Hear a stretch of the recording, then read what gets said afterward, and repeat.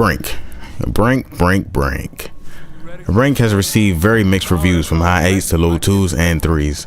The main reason for this is because of Brink's introduction of the smart system as well as the game's unique structure and art style. Brink is a game that you either love or hate based on these features, which can be seen as a innovative and enjoyable or gimmicky and forgettable game. So I'll be honest, my first time playing Brink I was lost and bored as fuck. I thought the game was terrible. Brink is about a team-based, objective-based gameplay mechanics. In fact, it is so overly based on teamwork that it's entirely possible to score the highest points on your team without killing a single enemy. As far as gameplay goes, we have the SMART system, which stands for smooth movement across random terrain.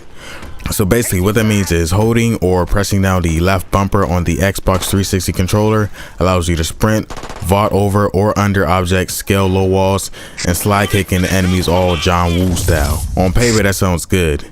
In practice, however, the SMART system doesn't innovate shooter gameplay, but merely provides you with a quicker and more entertaining walk to the next objective.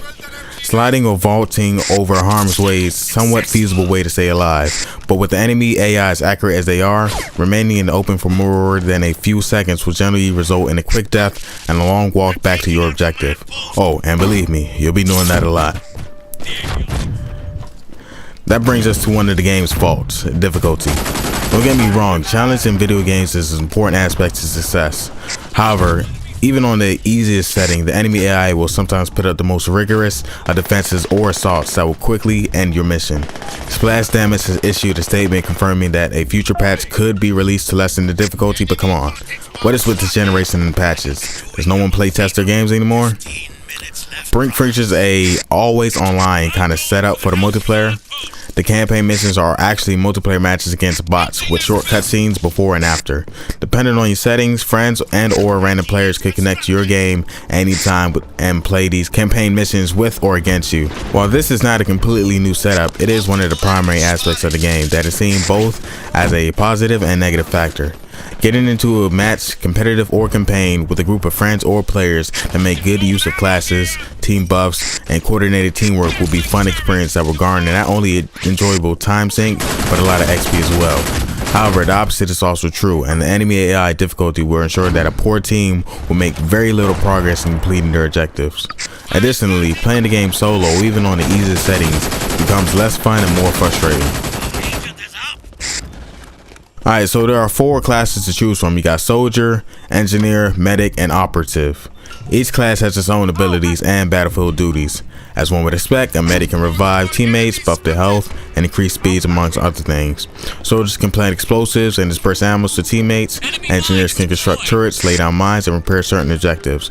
Operatives can disguise themselves as an enemy and hack into certain objectives as well. The downside to all that is that the game really encourages you to specialize in one class, and you won't get enough points to upgrade every class completely.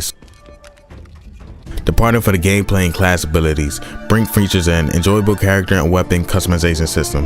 As you level up, you gain access to different outfits and features such as tattoos, masks, etc.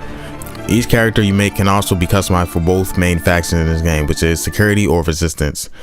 Weapon attachments must be unlocked by completing challenge operations. These are standalone levels that challenge you in a specific way to complete the challenge. The graphics of Brink are pretty shitty, at least on the Xbox 360. And that's all I'll say. I mean, you've been watching, right? The data key hasn't deleted itself yet. Don't let them open that. Overall though, Brink is a game that tries to change how people think of first-person shooters. Many people will find the gameplay innovative and fun, while others will see a very average shooter. Everything about Brink feels rushed. Lag is terrible online, visuals are inconsistent, bad glitches everywhere, and it just goes on. Playing co-op with friends is the best part of Brink. On your first play, you might get lost and frustrated and want to quit. But honestly, the game is not that bad once you get the hang of it. It still sucks, but at least you got the hang of it.